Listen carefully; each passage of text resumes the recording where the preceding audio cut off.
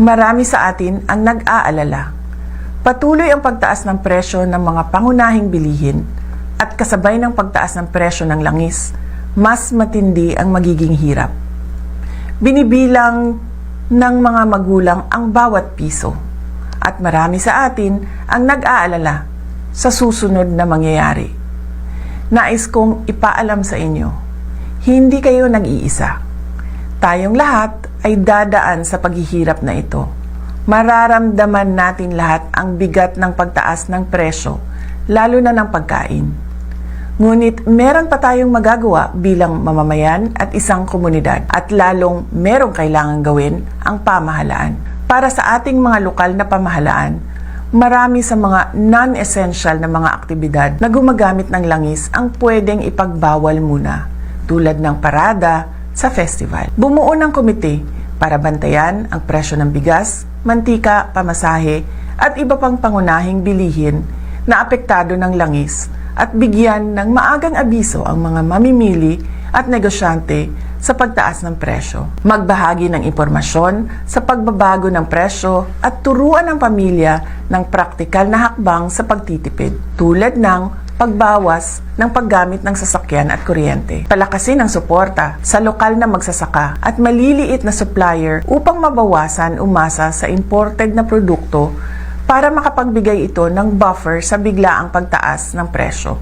Magpalabas ng mga orders sa pagtitipid sa LGU na susundin ng lahat ng opisina kasama na ng barangay. Bilang individual na mamamayan, ang mga sumusunod ay iilan lamang sa mga pwedeng gawin na makakatulong sa ating pamilya. Bigyang prioridad ang pangunahing bilihin at planuhin ang budget ng pamilya. Bumili muna sa lokal na produkto upang palakasin ang lokal na ekonomiya at mabawasan ang epekto ng pagtaas ng langis. Bawasan ang hindi kailangang paggamit ng enerhiya tulad ng pag-carpooling, bisikleta at pwedeng ayusin ang schedule ng lakad upang mabawasan ang madalas na pagbiyahe. Ngunit, ang responsibilidad na protektahan ang mga mamimili ay higit pa sa ating mga tao o komunidad.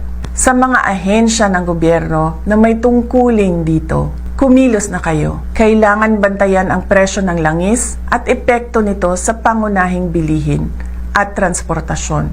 Magbigay ng maagang babala at magbigay ng paliwanag para sa mga mamamayan. Ipatupad ang mahigpit na hakbang laban sa hoarding at labis na taas presyo.